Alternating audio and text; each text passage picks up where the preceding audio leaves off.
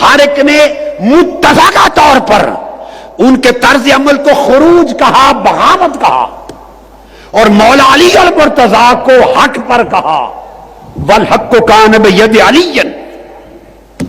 ہر ایک نے لکھا 1300 سال میں صرف ایک ہی عقیدہ رہا کہ غلطی پر تھے، ان کا طرز عمل خروج تھا، کسی نے بغاوت کہا، کیوں کہ خلیفہ راشد کے خلاف نکلے تھے۔ میری بھی ہسٹری کمزور ہے، کبھی آپ کہتے ہیں معاویہ کا طرز حکومت چاہیے مجھے، اب پوری ہسٹری آپ اٹھا لیں، اس میں معاویہ کا طرز حکومت کی یہ چلے اب لفظ کا انتخاب سوچ سمجھ کے ہونا چاہیے۔ نہیں مجھے بریک کا کہا جا رہا ہے، مجھے سختی سے کہا جا رہا ہے کہ بریک لے لو۔ تاریخ میں کہیں اس کا ذکر نہیں ہے۔ ہاں نہیں ٹھیک ہے، کوئی طرز حکومت تھا۔ نہ ان کی شان میں کسی نے کلابے ملائے، نہ کسی نے قصیدے پڑھے، نہ ان کے لیے جلسے جلوس کیے، نہ ان کی شان میں ترانے بلند کیے، نہ ان کے جھنڈے اٹھائے۔ نہیں، 1300 سال کا اہل سنت والجماعت کا ذخیرہ علم متفقہ، جس پر اختلاف نہیں ہے۔ میں ذمہ داری سے کہہ رہا ہوں، کتابیں پڑھیں، کھنگالیں کتب کو، علم کے سمندر میں غوطہ زنی کریں، آپ کو پتا چلے 1200-1300 سال میں اصول دین اور اصول عقائد کے اور اصول فقہ کے کسی ایک عالم اور فقیہ اور امام نے ان کا دفاع نہیں کیا، ان کے طرز عمل کی توثیق نہیں کی، ان کے قصیدے نہیں پڑھے۔ ہر ایک نے متفقہ طور پر ان کے طرز عمل کو خروج کہا، بغاوت کہا، اور مولا علی المرتضیٰ کو حق پر کہا، والحق کان بید علی۔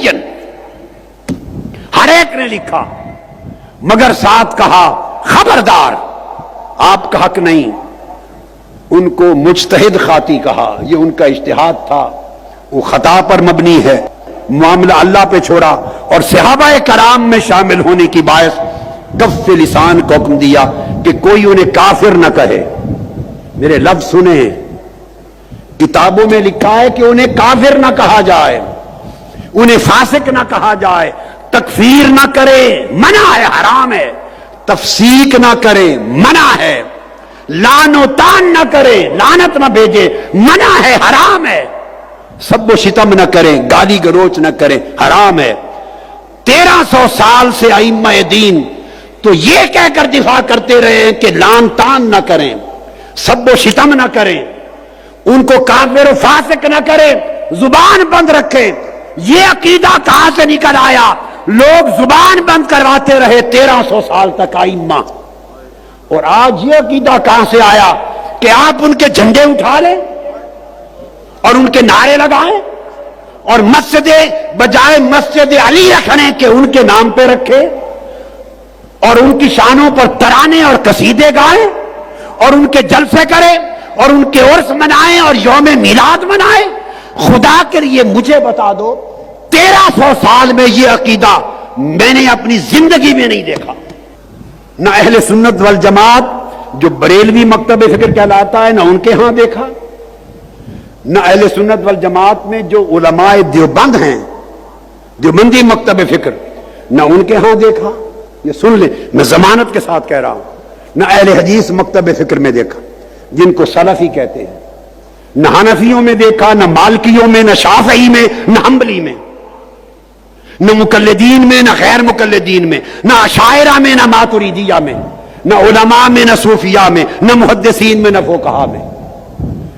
1300 سال میں صرف ایک ہی عقیدہ رہا کہ غلطی پر تھے، ان کا طرز عمل خروج تھا، کسی نے بغاوت کہا، کیوں کہ خلیفہ راشد کے خلاف نکلے تھے، صرف اتنی بات۔